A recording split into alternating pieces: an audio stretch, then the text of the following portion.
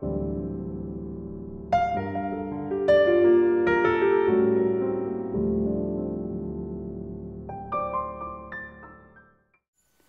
this is Yolanda Van Veen with howtogardenvideos.com, and today I'm in Boring, Oregon with Jane Stetner, and she's going to tell us all about how she grows fuchsias.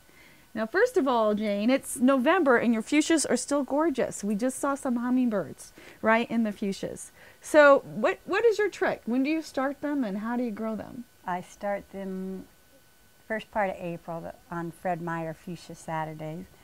And they're little tiny things, and I usually have to put newspapers over the tops of them because it's so cold and they freeze. So I protect them, and then plus they're in by the house so they don't freeze. But this year it was a terrible summer, and so it took my fuchsias a little while to grow this year. In fact, they looked the most lovely in October than they did in June and July. And that's why I think they're still hanging in there. Even we've had 2 frosts already where it went down to 30, 32, and they're still hanging in there. So they're doing great. So now you don't have them in full sun. This is pretty shady, yeah, but it still gets some this sun, gets right? morning sun. They like the morning sun because it's too hot for the afternoon sun. So they're on this side of the house. They get morning sun for about an hour, and then the rest are in the shade. Great. So now, are they going to make it over the winter? Or what are you going to do when it starts freezing really hard?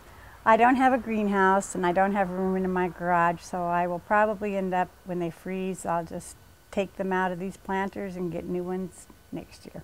So it's worth the effort. It yes, doesn't really a lot of effort, too. No. You just have to let them go in the winter and just replant them in the spring. And yeah, it's kind of fun. And they're beautiful, and you've gotten so much. How many months have you gotten out of them then? Well, April, May, June, July, August, September, October, November. It's the end of November. Right. So you've still got a good 6, 7, 8 months out of them. Yes. So I think that's the moral of the story. You don't have to winter over everything, and it's great to start things in the spring. Right, and in the heat, I just water them every single day, you know, so they don't dry out. They like to be moist, and I don't know. They're just hanging in there. They're beautiful. I love They're just fuchsias. hanging in there. So they're a really easy addition to your garden. Just make sure they get filtered light, not direct sun, and never let them dry out, as we know, because you'll lose them.